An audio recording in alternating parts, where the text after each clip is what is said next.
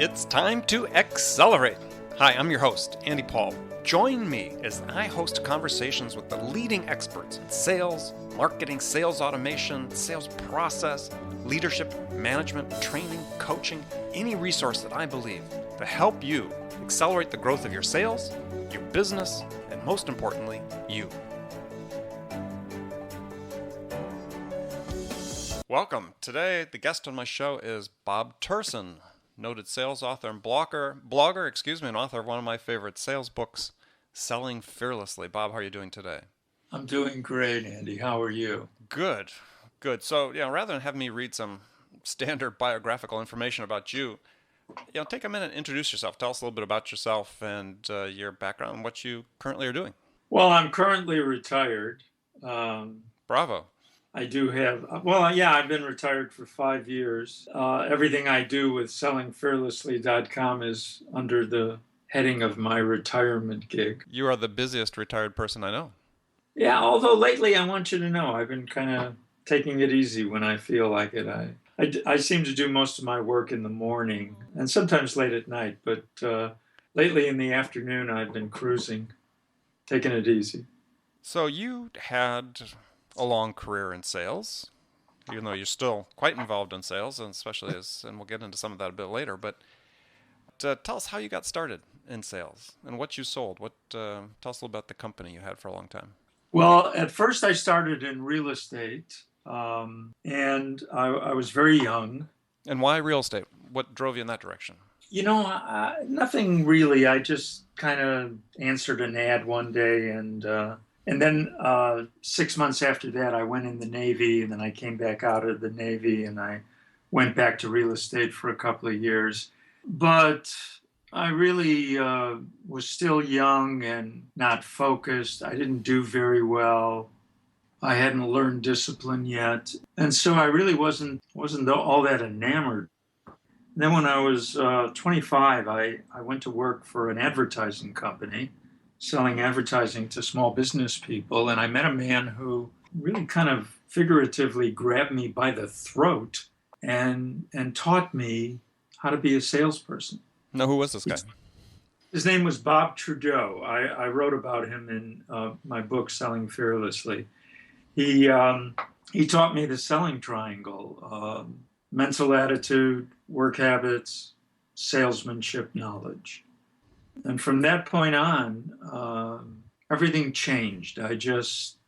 Everything just clicked, Andy. I learned that when you're mentally strong and you do the work without any exception, and you really know your stuff, you know your business, you know selling, there isn't anything that can stop you. And I just took off like a rocket. So tell us a little bit about these ads you were selling.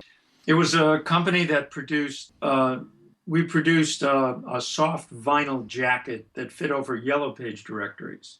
And they had multi-year calendars and community numbers and personal number sections. And then we started advertising to local business people in an alphabetized guide. And two and a half years after 6 months after I started, I was made a regional sales manager, and then a couple of years after that, I just formed my own company, and the rest was history. I had my own company for 38 years. Wow, so your customers were primarily small businesses? Yeah, the real estate broker, the funeral director, the insurance agent, etc. So describe a typical sales day for you during that time. There was no typical. I had different stages of my career where I worked differently, but I'll grab onto the last 10 years. I would fly out on Sunday to the area that I was working in. I made my calls on Monday over the telephone, setting up appointments, and I would set up 4 appointments for Tuesday and 4 appointments for Wednesday. And I would give somewhere around 8 presentations during that time. Sometimes it was, one didn't hold, one led to 2, so it was a little give or take 8. In the years prior to that, I also worked Thursdays. I never worked Fridays. Really? Throughout your entire career? Right, never. And what'd you do on Fridays? I had fun.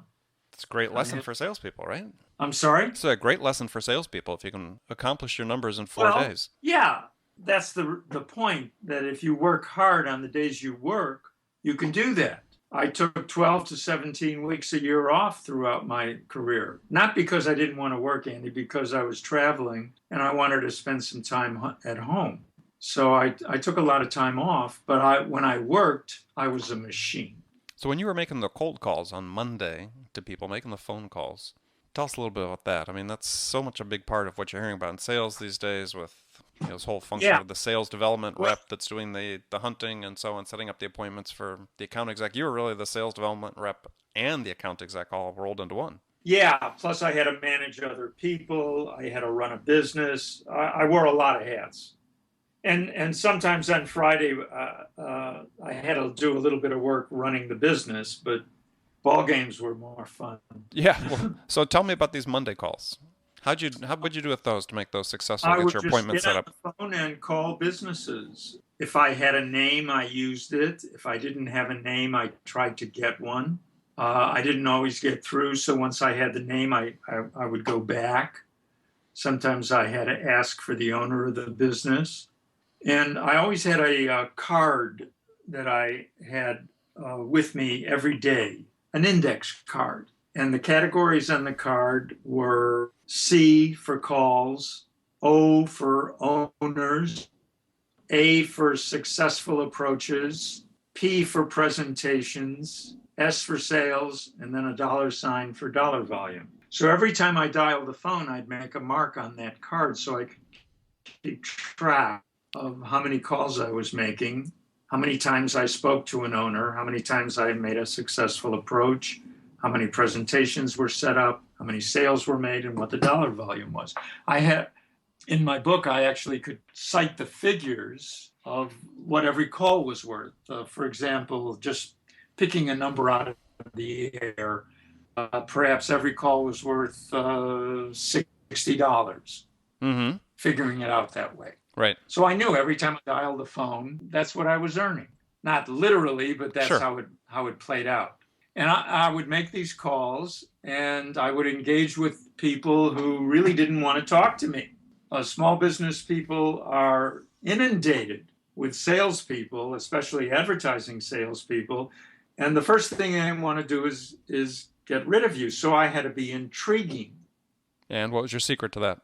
Well, I had a set approach that I used, and I had certain rebuttals that would attract attention or would get someone to think or engage with me. And I tried to be disarming. I tried to be different. When someone would tell me, for example, they weren't interested, I would say, of course, you haven't had a chance to hear what I have to say.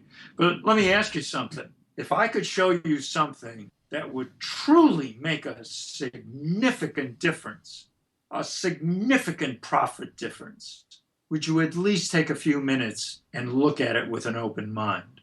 And maybe we'd go back and forth on this a number of times, but I would just hang in there and keep reaching for the individual to display an open mind. And often after a sale was made, Andy, I would have someone tell me, I hope this doesn't sound too self-serving, but I would have someone tell me, I don't know why I let you in here. I never let anybody in here.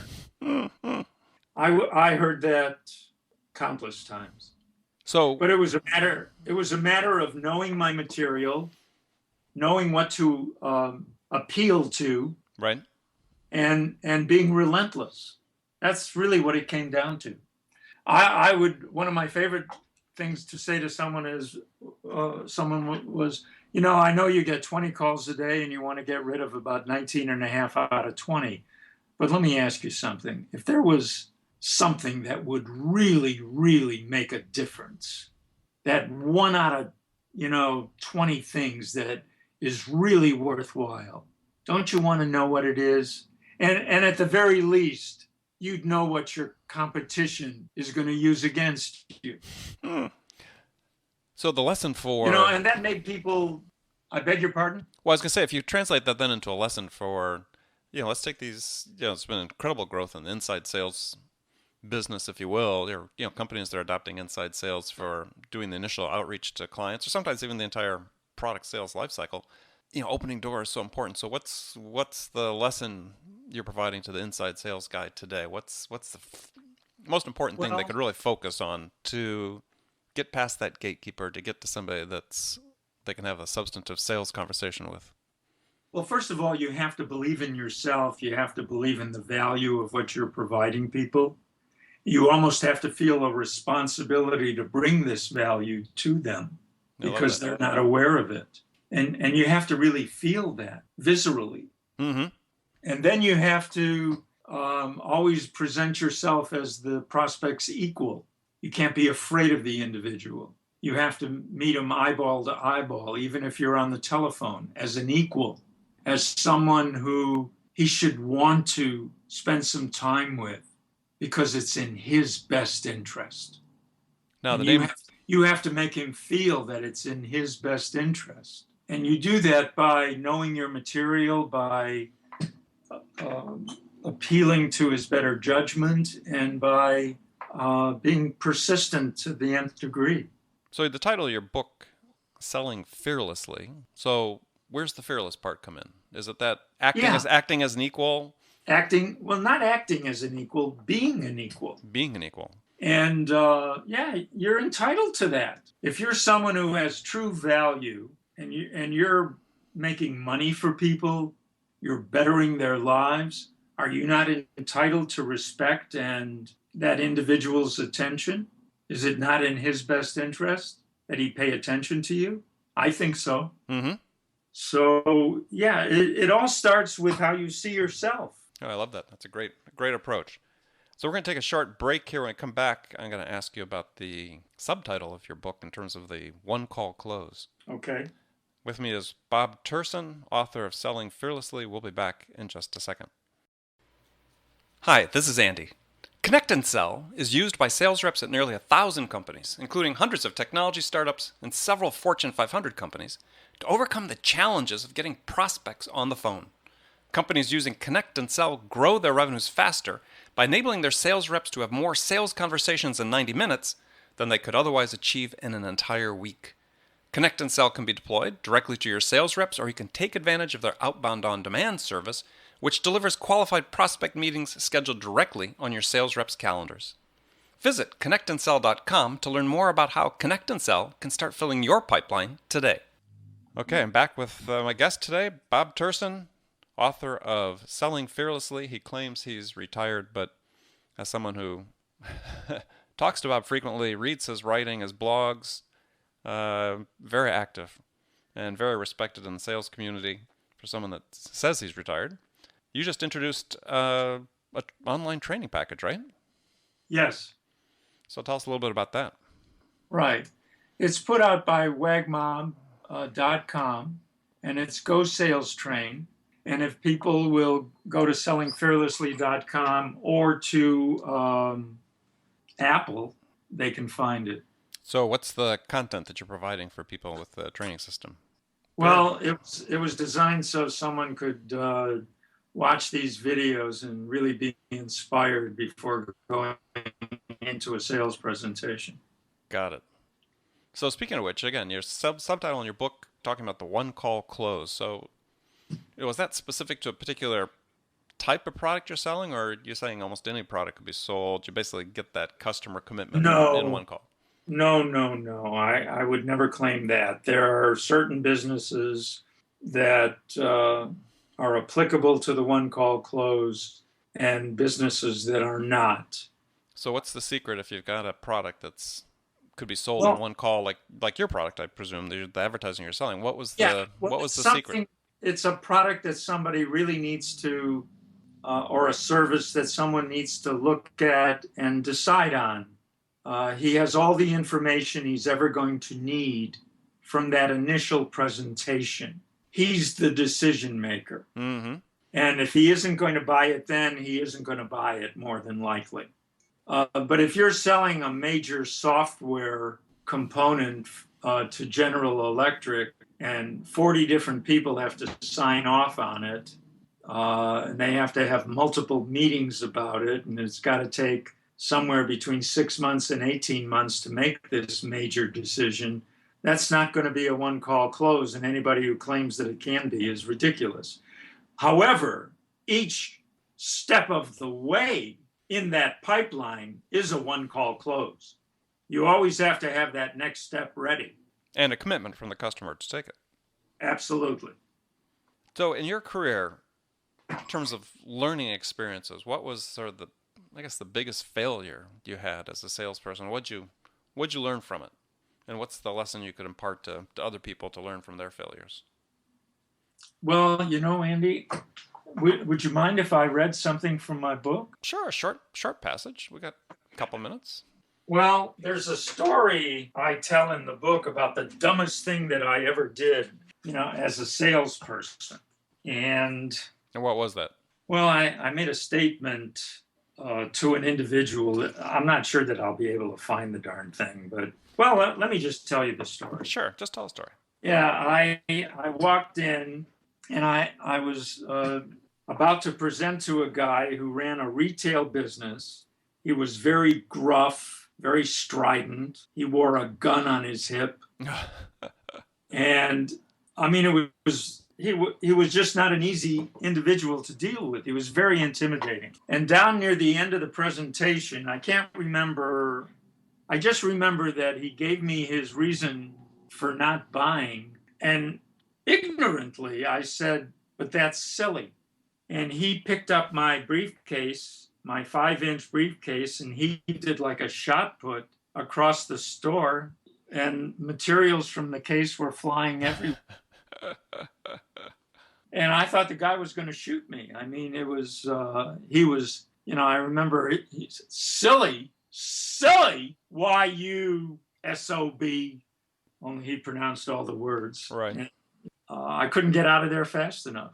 And as I said in the book, I never used that silly rebuttal again. Right.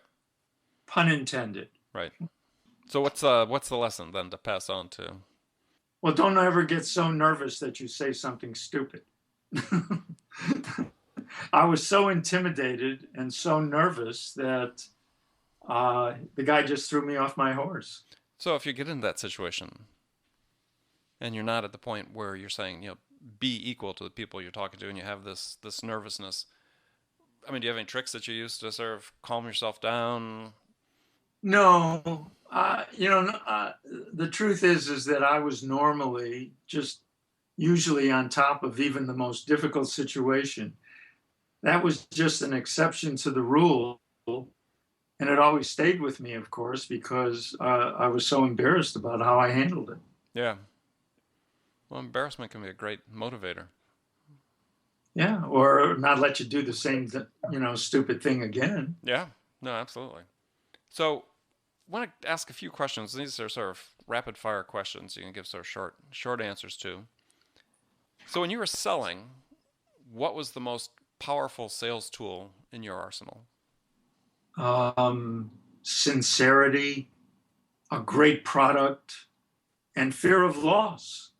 Yeah. If I was going to sell it to one funeral director and he wasn't going to be the one, it meant his competitor was going to have it. Yeah.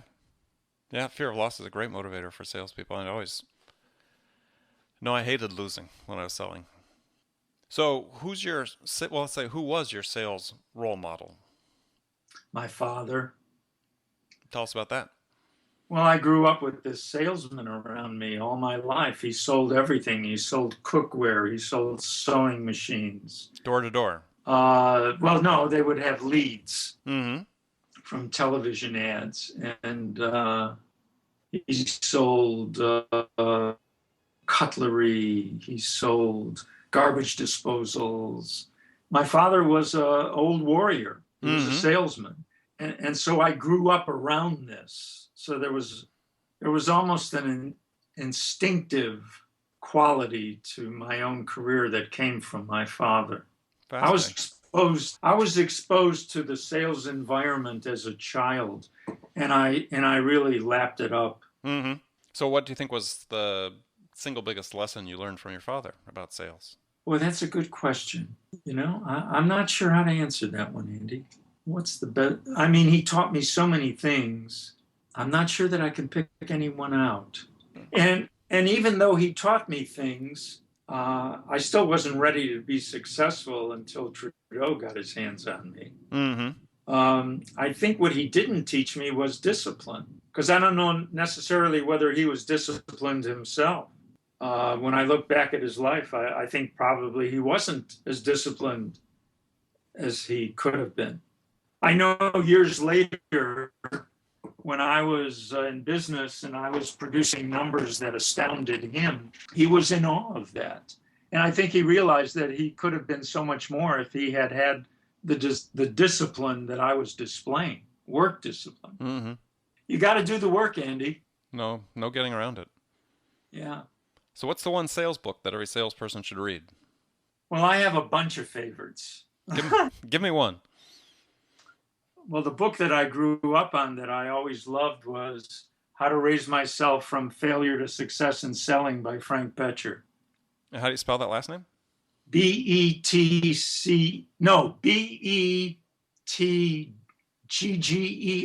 something like that. I may be off a little bit. Frank Betcher. So give the title again. How I Raised Myself from Failure to Success in Selling. Okay. We'll have to look that up. And that's more for the one call close. Mm-hmm. He was a life insurance salesperson. For pipeline salespeople, I love Mike Weinberg's book, Sales Simplified. New Sales Simplified, right? Simplified. Right. Kelly Riggs's book. Stop Whining, Start Selling. Yeah, Quit Whining and Start Selling. And I love Jeff Shore's book, Be Bold and Win the Sale. Great. Your books, and I've got both of your books with me. There's so many great sales books, Andy. How can you distill it down to one or two? All right. So what's the one non-sales book that every salesperson should read? Think and Grow Rich. By Napoleon Hill. Napoleon Hill. Think and Grow Rich. Great motivational speaker. So what was your favorite music to listen to get yourself mentally ready for a sales call? I used to love the music from Man of La Mancha. Yeah, great play. Yep. That would inspire me. To dream the impossible dream? Yeah, march into hell for a heavenly cause. So what's the one most important thing a new or inexperienced salesperson should focus on to improve? I think I know the answer, but... Well, I'd say you have to be mentally strong. You have to do the work, and you have to know your business backwards, forwards, and sideways. You have to know the customer's business backwards, forwards, and sideways. You have to have it all. Mental attitude, great work habits, and you have to have the knowledge. Is there any reason why that would be different today than it was before? No, I always say that they're making it a lot more complicated nowadays than they need to. It's really very simple. Just be tough, go to work, and know what you have to know. So are salespeople born or made? They're both. There are some people that are born salespeople. They're that good at it. They're that instinctive. I write about that in my book. But there are people who have to know it. They have to learn those instincts. When I sat across from a prospect, I instinctively knew what he was thinking just from his body language. That's a born salesperson, Andy. But someone can learn how to pick that up if you work hard enough at it. Okay. Cubs or White Sox? Both. I started out White Sox. My son became the Cubs announcer, so I went to the Cubs. I am a Cub fan. I have season tickets, but I still root for the White Sox too. So, the one question, this is sort of it, the last question for you, is the one question you get asked most frequently by salespeople. How to get in. That's the one question. I had a client I was coaching who sold home improvement, and he was driving 400 or 500 miles to a call, and he couldn't get in sometimes. I mean, that's a long way to go to be told you're not going to be giving a presentation. Absolutely. And I actually worked out a rebuttal for him to get in. And the next day he called me and was just yelling about how it had worked. Right. So he was prepared himself to be able to deal with the rebuttal. Yeah. Andy, there's nothing that a prospect could ever say to me that I didn't have an answer for. I knew my business that well. Yeah, and I think that's one of the, quite frankly, I think it's one of the areas where salespeople today are least proficient. Well, they don't think that they have to work that hard, prepare themselves that hard. You know, what makes a great golfer? What makes a great tennis player? What makes a great basketball player like Jordan? Practice. They're ready when they go out for the big game. They're not going to wing it. They're not going to be half of something. They're the whole package. Great advice. So last question for you. What do you consider your greatest success outside of work? My marriage. How long have you been married? 38 years. Congratulations. I think I told you once, I'm so in love with Nikki, I can't think straight half the time. Well, that's fantastic. Well, I want to thank you today, Bob, for joining us. Everyone, please be sure to read Bob's blog at sellingfearlessly.com. If you get a chance, pick up his book and read it, full of great stories that no matter what you sell, there'll be lessons in there for you. And remember, make it a part of your day every day to learn something new to help you amp up your sales. So until next time, this is Andy Paul. Good selling to everyone. Thanks for listening to the show. If you like what you heard and want to make sure you don't miss any upcoming episodes, please subscribe to this podcast on iTunes or Stitcher.com. For more information about today's guest, visit my website at andypaul.com.